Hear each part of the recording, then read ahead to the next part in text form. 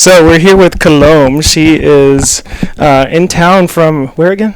I'm from Pennsylvania, right outside of Pittsburgh. From Pennsylvania. Yeah. And I'm excited because you're a nutritionist and an ex-chef, and we were talking about all the different things that you do. We already started talking nutrition and meat or no meat and all that stuff. So we're going to get this party started right away because we're already in it. I have a question. Yeah, that's so go for it. The seasonal fermented foods idea, right? Like when you rotate and all that. I remember I read a book a long time ago that talked about like fermented foods not being able to mix well with one another, and you shouldn't have certain things on your plate. It can go so far as that to go. And I said, well, that's kind of like slicing hairs now at this point. But I do believe that there's a disconnect from just like the idea that the nutrients and the stuff in the soil, like the microbes, like if you don't get it from nature, then essentially you're not feeding your immune system. And like your your gut, like your microbiome that lies within you, and so it, he's done gut diets. I've done gut diet for like 2 years now, and I really like seasonal, like local, like from like my garden. Like I eat food from my backyard.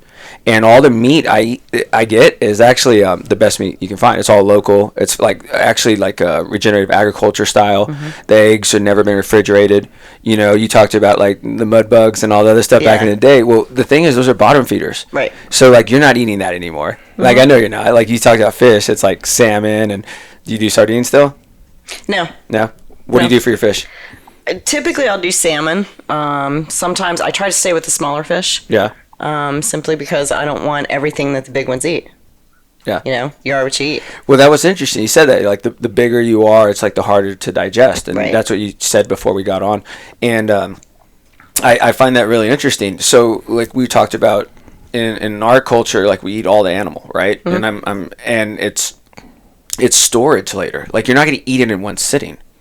Right. But people, like, going back to the meat at every meal, they're thinking, like, why I have to finish it. It's like the cornerstone of that meal. Yeah. Too many people, our society today, I mean, the way that they look at the plate is the biggest portion of the plate needs to be the heavier purine protein meat, if you will. Right. And we just need to kind of look at that. It's all about ratio, whether it's external, what you're putting in, or whether it's internal, inside.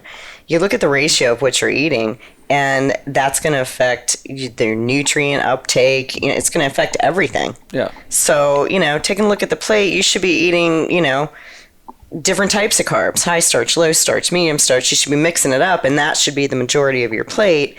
And then taking the meat down to just a couple ounces every couple days. Yeah. And then putting in your beans, your rice, your heavier carbs that are going to sustain you and keep you from being too hungry and letting the body get hungry. Yeah. I still go with, I tell people it's simple. It's just to eat real food.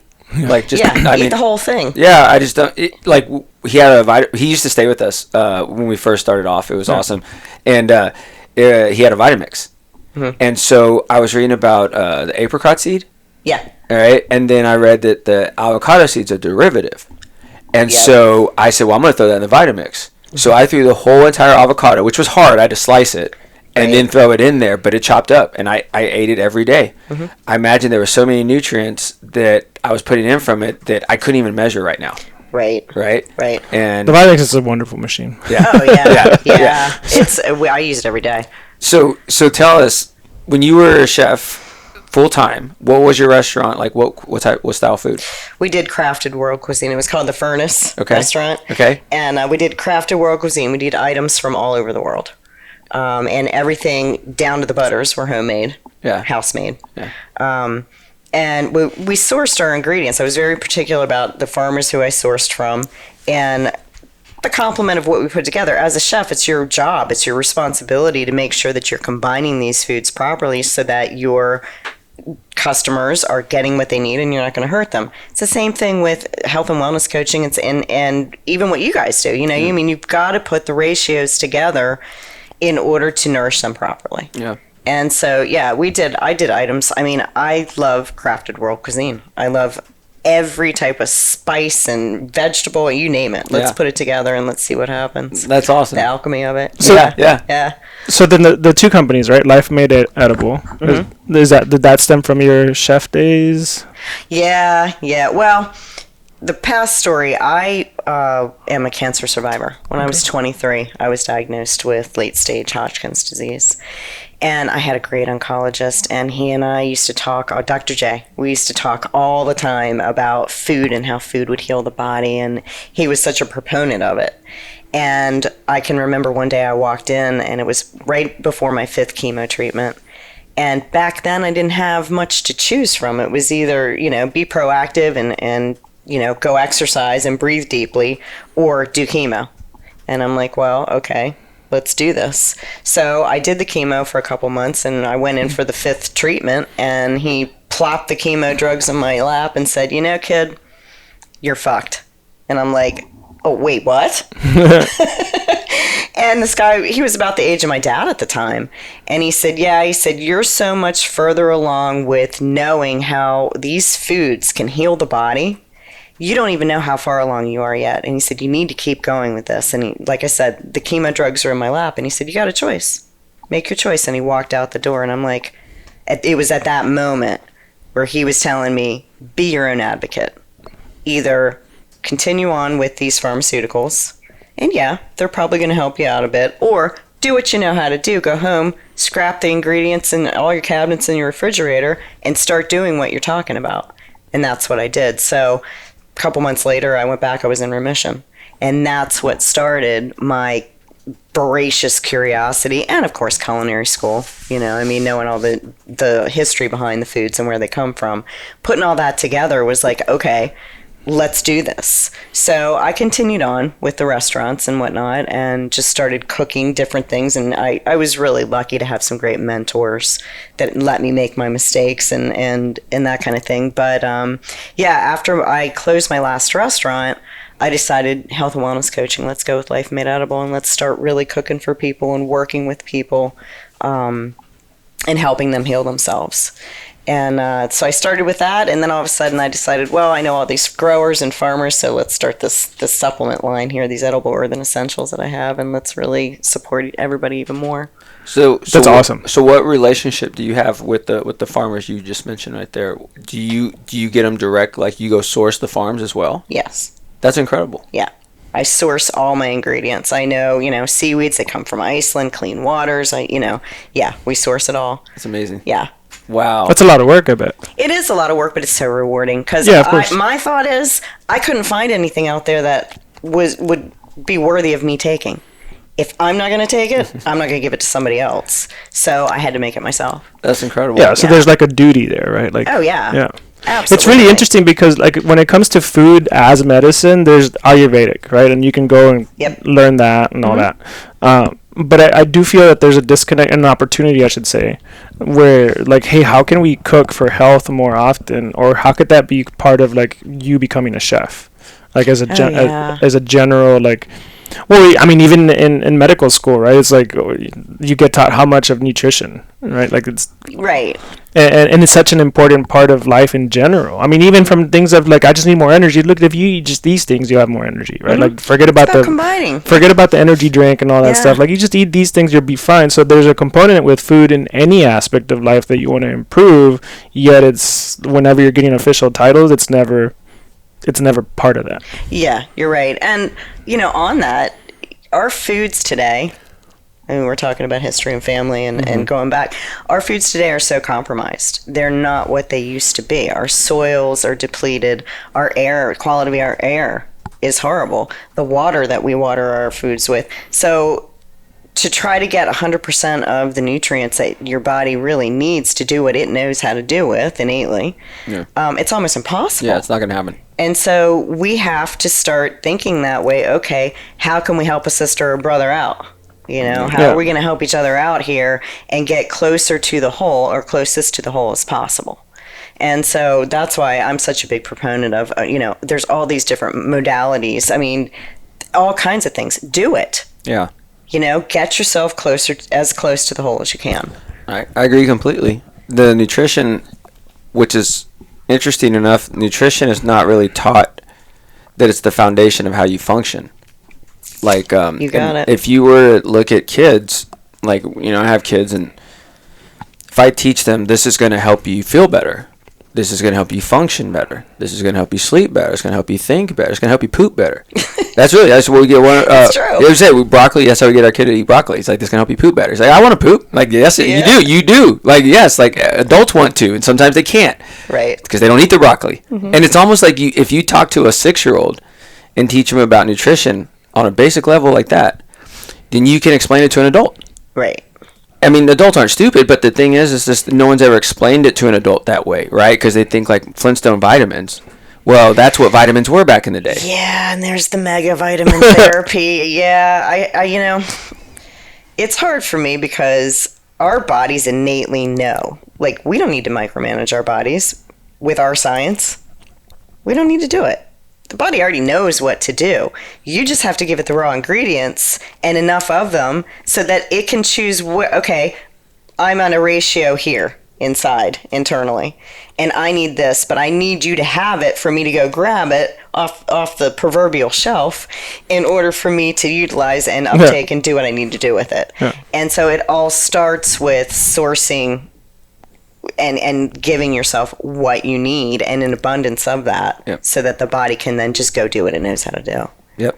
I agree completely. You know, there's a lot of times people will look at their diet and still consider it like a weight loss program.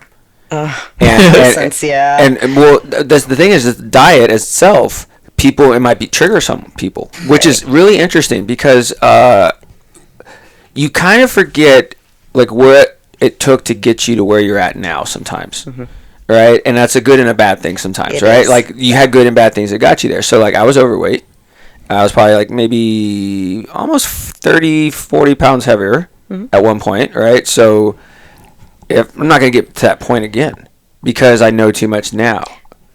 And that's the issue. Mm-hmm. Yeah, but the thing is, I'm not doing the same things I did back then. My diet's changed throughout the years. We talked about the diet before. So the purines, you brought up a good point, right? You keep bringing that up. Mm-hmm. So my diet gave myself gout. Okay. And it was because of the protein. Right. And it's interesting because I only learned that because I was like, why did I get gout? It's the after effect syndrome. Yeah. And that's what I talk about. People don't understand, and we talk about this a lot with Life Made Edible. We talk about diets of depletion. And we've coined that term because we really want to trigger someone like, what's that? What is a diet of depletion? And basically, it can mean several things. You know, you're not combining your foods properly, and you're just really not giving yourself the nutrients that you need.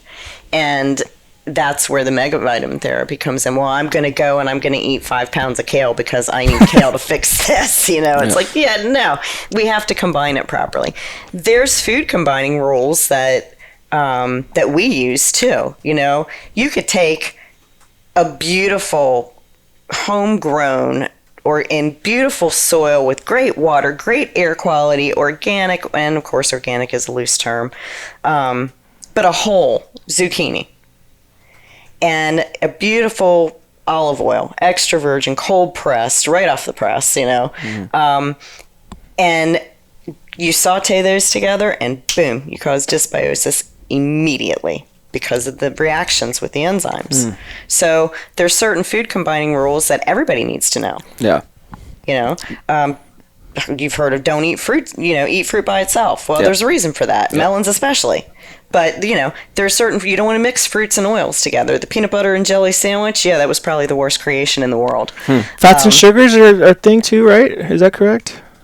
Fats and sugars, yeah. Fats, oils, fats are just the liquid or the solid form of oils. But you got to think of where are fats, where are they?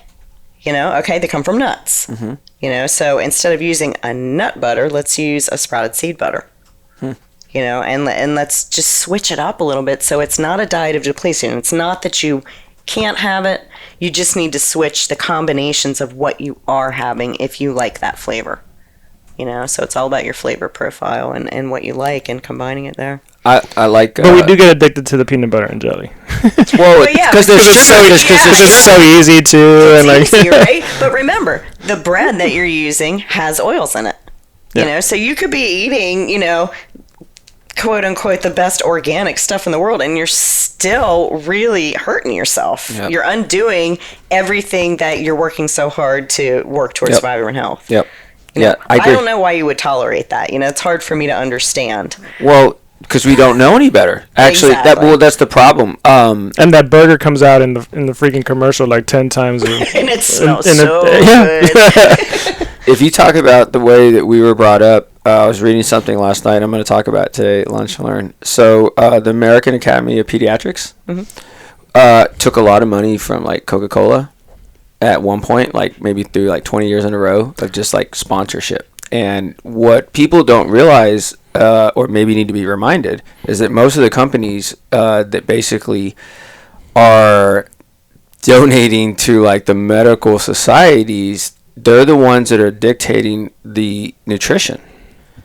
And if you talk about from the earliest mindset of like what nutrition looks like, if you look at what the cornerstone of like a meal looks like, the meal of today is very different from back when. And even like 20 years ago, it was used to be like a soda, like fries and a burger. And somehow that became like the American meal, right? Because we were told it was. Right. And it's just conditioned. That's all it was. Mm-hmm.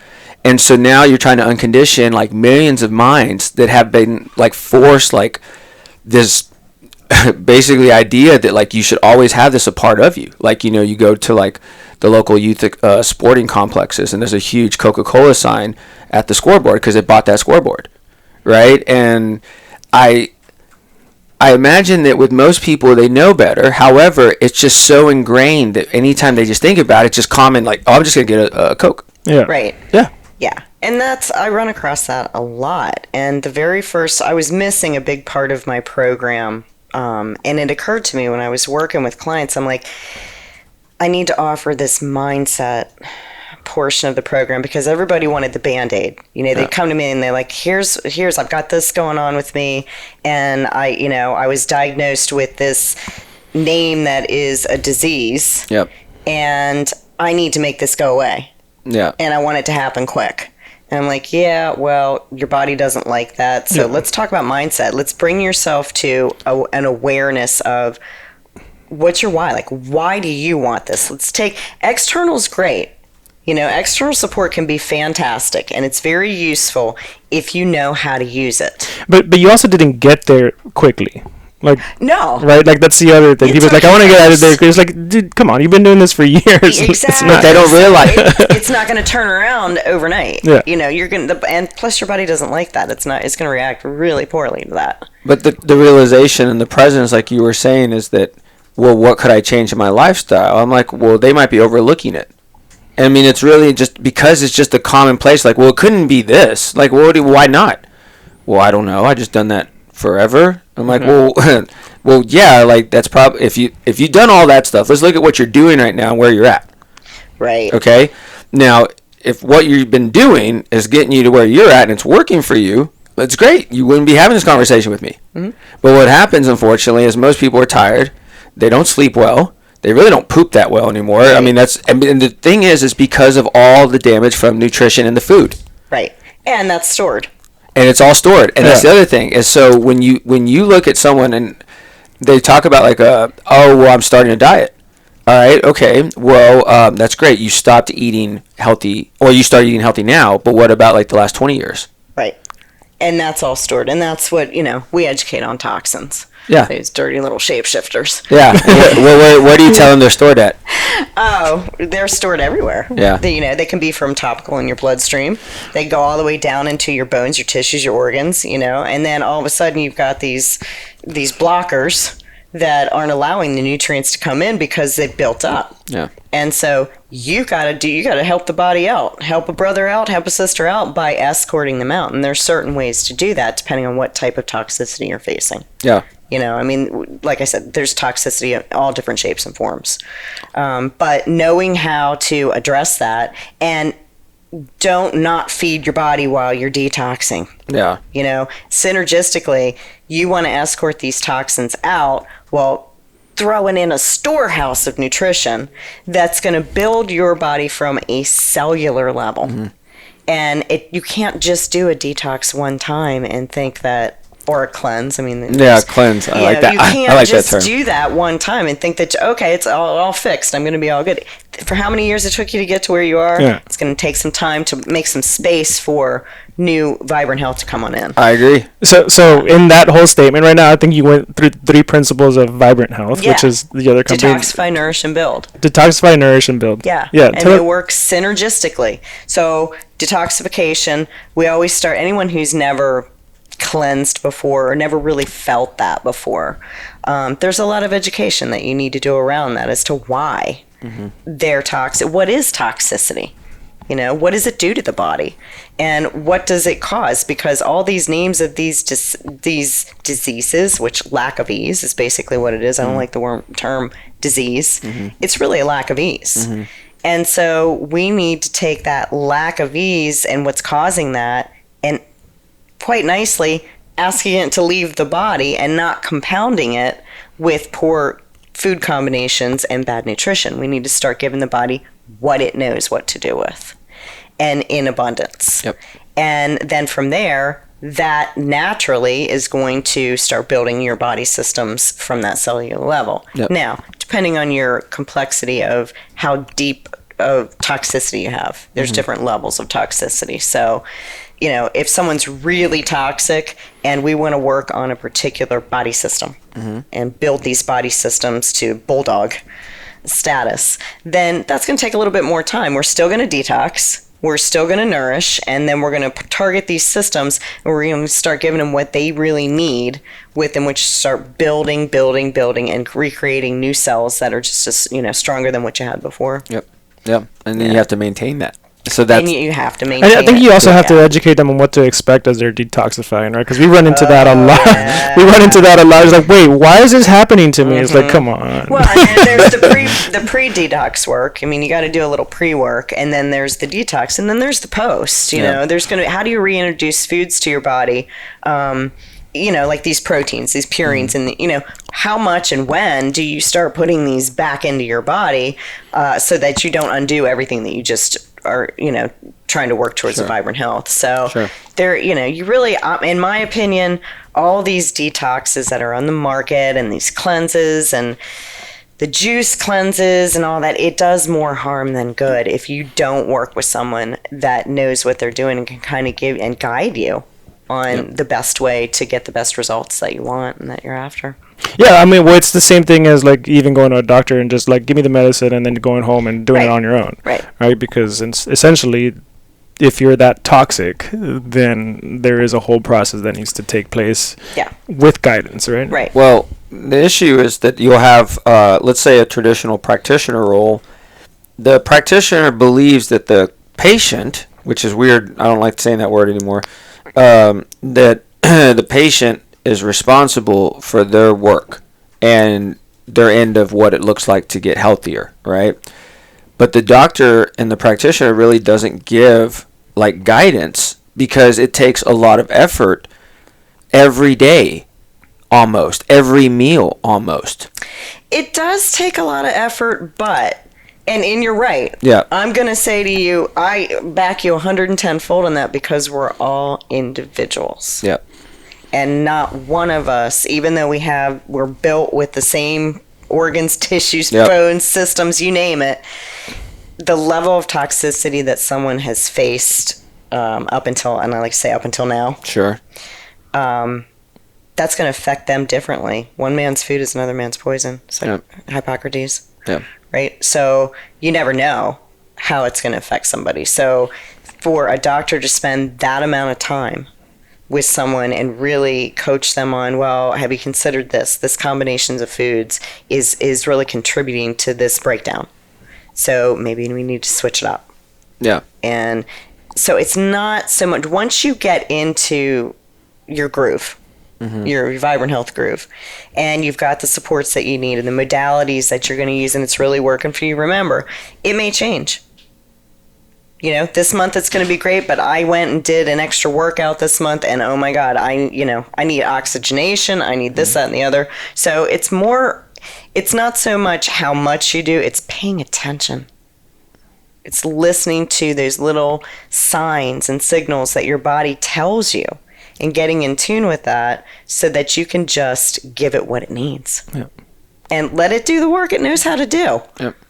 You know, I mean, how many thousands of years have bodies been doing this, and science hasn't even been created for that long. Yep. So let the body innately do what it knows how to do. Yeah, we go back to the practices that are like thousands of years old to heal, right? Like again, like the Ayurvedic stuff, or even now like there's so much more work now with just meditation and just being present, right? Yeah. And I think that another aspect of that is to ask the individual, the client or patient, in a sense, to not give up. Like there's always a way, right? Because only one thing needs to work, and then you just continue that going and going. But so many times it's just like, well, nothing works for me, and then they just stop. That's that vicious cycle because you try too many things and you're really manipulating. You know, you do this manipulation. The body doesn't like that. It doesn't like these quick changes. It's not used to that. It'll do it all on its own if it needs to, but it doesn't like these quick changes. So, you know, micromanaging is really not something that you want to spend your energy on. You know, just start spending your energy on the awareness of, well, if I combine these foods and I put this together and I consume this, and maybe this system needs a little bit more support, so I'm going to put some adaptogenic herbs in, or maybe I need some more minerals, building blocks, you know, to get this better health. That's where I'm going to take these steps towards it. Because what's the end goal? The end goal is vibrant health, but you're always going to be working towards that. It's not like you're ever going to just get there and stop. Correct. You're just going to keep going. Yeah. Because the gooder it gets, the gooder it gets. Yeah. Yeah. And you like that, and you like the way you feel, and you want to continue it, right? That I completely and that agree. voracious curiosity of, ooh, if I did this, you know, can I feel better here? Oh yeah, let's go do that. Yeah. You know? Oh yeah. Well, because there is definitely a lot of people. I mean, I can think of a couple clients that will come and try something for like a week, and then they're just like, well, that didn't work for me, and it's just like, but you've only tried it a week, you know. Right. Like it's gonna like there's no way you can say that. Like give it 3 months and then tell me it doesn't work, right?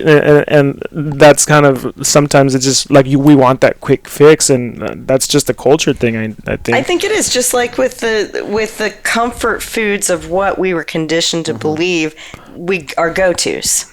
You know, your go-to is that burger and that soda and those fries because that's what you've been conditioned to think. Yep. So it's just switching the mindset. And another big thing that I find is extremely helpful is having a visual tracker. Like, where am I now? What result do I want to get to at this point? And marking it down. And we call that the progressive outcomes pathway. It's never, like I said, it's never an endpoint. It's always a progression. So if you can mark where am I now, where am I headed, and these are the steps, because you're gonna have obstacles, you're gonna have those cheat and treat moments. And what would life be if you didn't? Right? Progressive outcomes path. I like that. The POP. The POP tracker. POP. Pop tracker. It's a POP tracker. Pop tracker. Yeah. I like that. Yeah. And so we use that so you can visually see where you are. You know, and you're, like I said, you're gonna hit an obstacle, and you're like, oh Jesus, I fell off the cart. And it's like, it's okay, because if you're consuming and you're nutrifying for the most part on a regular basis, then cheating and treating is a part of life. You don't want to tell yourself you can't have something. Right. Go have it. Go big or go home, because the next day you're probably going to feel a little crappy. Yeah. But then move on to... Or you're just going to poop. That's what happens when I have my cheat day. It's the next day I'm just like, well, my body didn't like that. So I probably need to go eat something, because I didn't keep any of that. Right? Don't go in the bathroom. God bless. We have poop competitions here. Like, it's like, how many times have you pooped today? It's not a competition. He makes it a competition. It's really not. He subliminally wants to throw in poop in every podcast and have a conversation about it. This is my favorite word. God. You know, do you remember Conan O'Brien? He used to do with the dog Triumph. Yeah, that's it. Yeah. It was like, I'll text him. It was like, hey, it's 10 a.m. I pooped 3 times already. I silence it before 10 a.m. That's what it is. That's awesome. Yeah. It's a Well, sign of health. it's a sign of health, right? Like You know that's what? And you can have fun with it. I want to point out, this whole conversation, health doesn't have to be hard. No. And it doesn't have to it be could be so loose or it could be serious. watery. Stop it. No. Yeah, but it doesn't, and it's the wonderful thing about it is having fun and knowing your body to that point of being like, dude, really? Where'd that come from? Yeah. It's that those nuances and the innate ability to be that close to your body. And like I said, external has its purposes and it has its support systems, but going within and consciously going within and talking to this body and saying, is there somewhere where you need a little bit more support right now? Because, if you're showing me a sign or a symptom, I need to get a little bit more intimate with that so I can help you out, help a brother out, and give you what you need. Yeah. Nice. And put it in abundance, and they can go and grab and do what it wants, and then you can go about doing what you want. Yeah. So it's giving you that freedom. Yep. Well, it's just like your body will tell you, right? You just have to also ask it and pay attention. Yes. Yeah. Well, also with the pay attention part, the other thing is once you realize what's going on, you gotta speak up. Oh yeah. You gotta speak up. Gotta Say be your something. own advocate. Yeah, be your own advocate. Yeah. So, not going back to like what you personally went through and all that, being your own advocate, it can be kind of intimidating at first because there's so much information and there's so many things out there that you may or may not understand. It might be overwhelming. The simplicity of it, I like what you said from the very beginning. Just keep it simple, man. And if you think about it, the true things for health are still the same: sun, sleep. You got to eat right.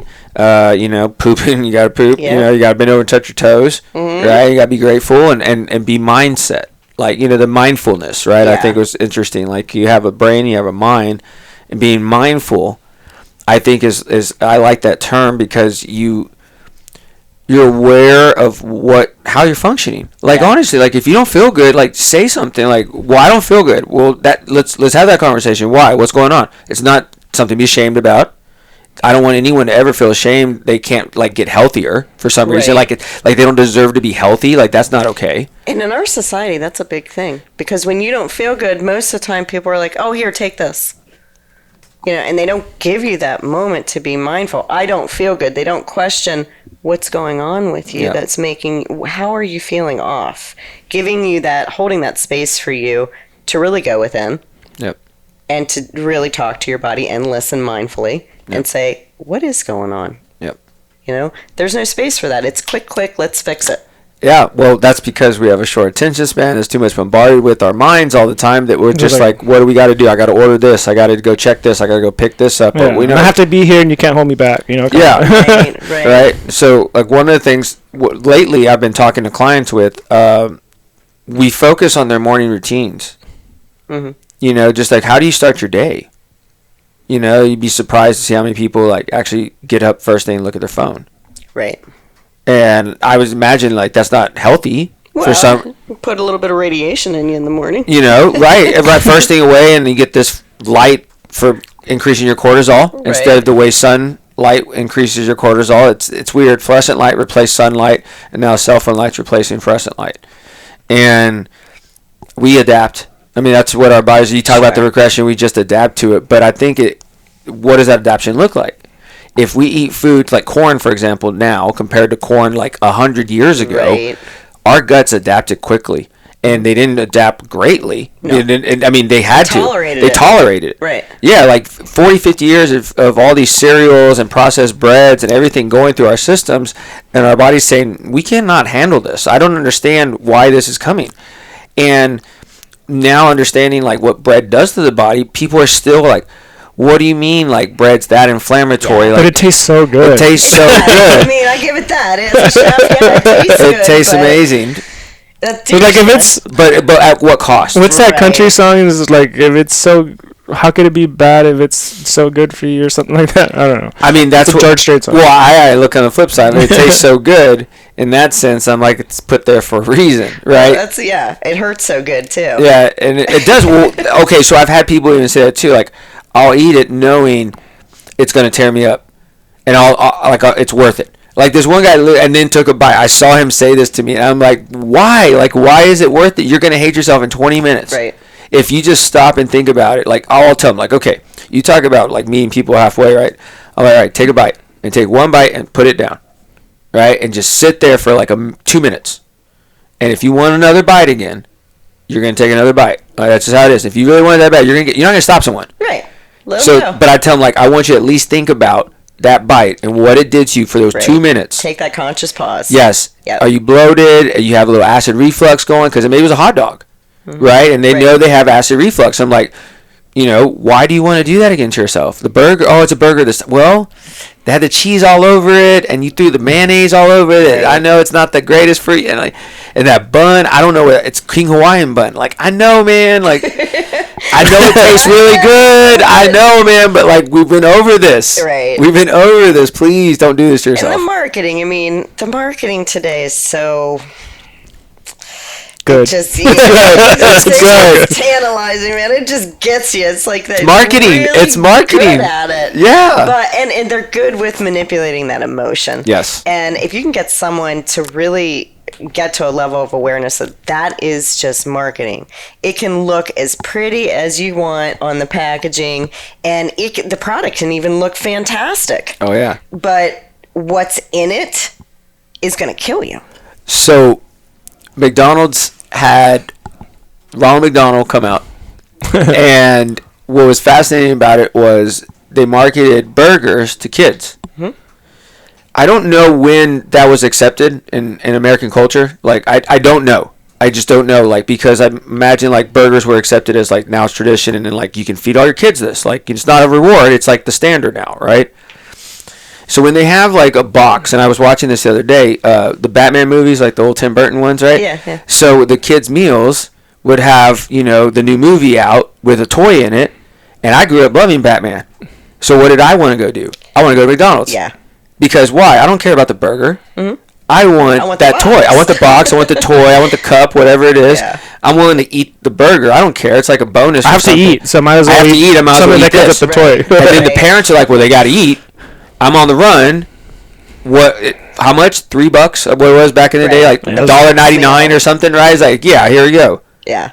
Right. And what's funny about it, like, if you look at the dollar menu, if that even exists now at fast food, because I haven't been in a while, right? There still does. But it's maybe like a $1.99 menu. It's probably more likely, right? I'm always surprised. It's like, do fast foods don't have inflation or something? Because like, how do they still offer like it's the ingredient. It's the ingredient. That's like what it is. They're like, we got a new derivative. It's an eighth of the cost of regular sugar. Totally. Yeah. So like, we save costs all the way. That's perfect. Because so, like all prices go up except for dollar menus. Mm-hmm. Yeah. Well, I'm just really they're always finding a new way. You gotta watch those dollar menus. Well, what's crazy about it, about 2 years, probably all the McDonald's are just going to basically be this drive-through, like assembly line of you just order and then you pick it up. I mean, I don't know. Like, would McDonald's just open just delivery and just do it? Why not the one in West? Why not? Because the Playscape and all that, like that shut down. Mm-hmm. And I saw McDonald's by the house that in high school, the one I went to, they had a Playscape, and I don't know if they rebuilt it. Like, because, I mean, in today's society, McDonald's didn't slow down. I'm telling you this right now. What were their profits last year? Did they go down? I can only imagine now. Well, no, like they replaced a lot of, like the one in Westlake, I went in there last year, but this was already a thing. They had like one employee and the rest of it was machines you ordered from. Well, that's what I'm saying. They're not even going to have employees. And then if the spaces, are people going to sit in and McDonald's? I imagine that employee was just there in case one of those machines wasn't working or something. Like it's not taking my order. Yeah. So then, like, is there a chef back there? And what is it? Can we call that a chef? I'm sorry, like, we can't call that a chef. I'm sorry. Yeah, we can't call that a chef. Is there a person, attendee back there? An attendee to make sure that when we brought it in from the truck, it's still all put together. Oh my God, I have a funny story. My daughter used to work at a Christian camp, and she worked in the kitchen. First summer job. I'm like, okay. So I wanted to help her out. I volunteered to help these kids out. Well, she tells me one morning, and it was 5:30 in the morning, Mom, can you go back into the deep freezer and grab me a case of eggs? And I turned and looked at her, and I'm like, haha, funny. And she's like, no, I'm serious. I'm like, eat them. Seriously? Eggs in the deep freezer? And she's like, yeah, go back there. I need a case of them. I'm like, what are you talking about? So I go into the walk-in, and there's no eggs in the walk-in. I'm like, I walk back out. I'm like, Eden, where are the eggs? She's like, I told you, and they're in their freezer. So she runs back there. She grabs this case. I'd never seen this before. She opens a case. There is this whole case of already cooked scrambled eggs that you just put on a griddle, heat them up, and throw them on the sandwich. And I was like, you've got to be kidding me. Really? It took me longer to find the daggone box than it did for me to cook the egg. Yeah. That's so interesting. And I'm like, they have to taste like rubber. They have to be rubbery. She's like, oh yeah, they're not good, but they're cheap. Well, I remember I remember when because there's also like a thing about like what do you call it, like a memory or like something like that, right? Because I used to go to McDonald's with my mom at like 7 in the morning on Fridays. That was like the thing that we did, had breakfast before going to school. And then like, my mom passed away, and there's been a couple of times where I'm like, I gotta go to McDonald's, have myself a little egg sandwich. It doesn't taste anything like what I remember, Never right? will. Like, it never will, right? But it's always like that little memory of like, oh, I remember how that felt, and you try to go for that, but you never match it, right? So that, where does that come from, right? Like, where does that Marketing. Well, sure, right? Like, sure. and But it's also, I have to say, food in itself,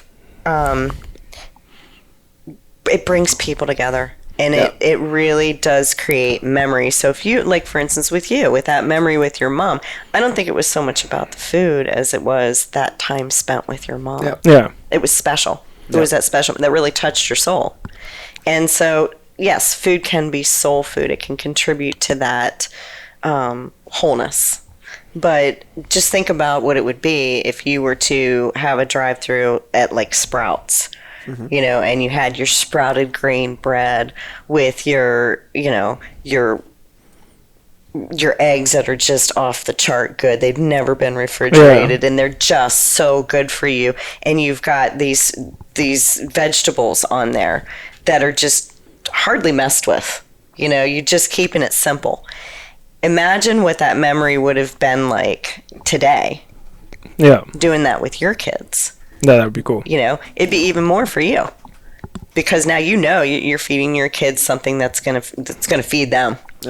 Yeah, and you're right. We talk about food is love and all that, and because then you'll have like, people get offended, right, if you don't have seconds or thirds, right? And it's like, but I really don't want that, right? Or like, we had a client, right, that was like so gung ho about losing weight for her husband's or daughter's son's wedding. So excited, doing all the things, losing all the weight, feeling incredible. And we were celebrating with her, and she's like, I just can't wait to like eat pizza again. And then what kind of pizza though? Well, it was like all the bad. You wanted to go back to whatever it was. Yeah. And it was just like, but like, you just finished telling us how good you feel and how good you look and how good you like. But that's a sign. All the great things, that's right? That's a total sign right there of.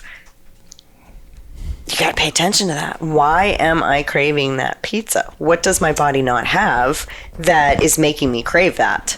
Is it a mindset, or is it really something in my body that it needs in order for me to get that craving to kind of go away? So that's where the mind and body come in, know how to speak to this thing. I mean, you know how to speak to your car. If your car's not working and you need to go somewhere, what do? You put gas in it.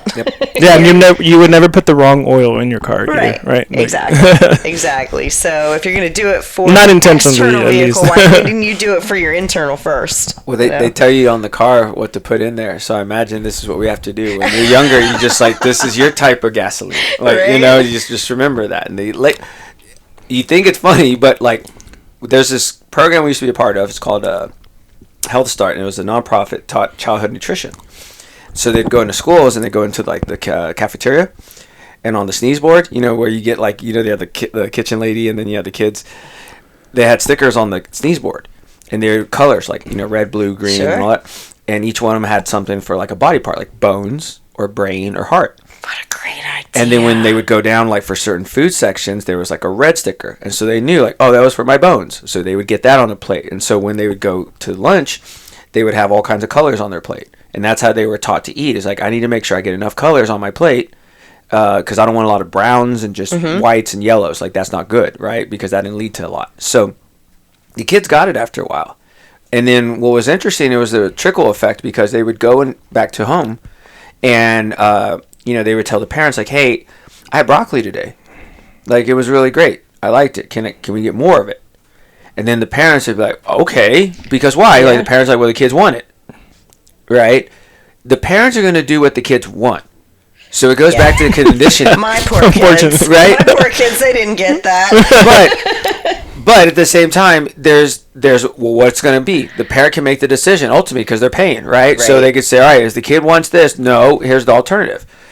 McDonald's has cleaned up their act a couple times. I don't know if they're still doing it or not, but you can get like an apple juice instead of a soda. So like that's a better, like you can get apple slices. Truth is, even the apples you get from the store have been like stored for 2 years or something in the back, right? Who knows how long they've been on the shelf? Yeah, they spray them with that. They're literally like those apples have been back there in the supermarket for 2 years behind in the freezers. Yep. With the eggs, apparently, like they've been already cooked. They pay rent together.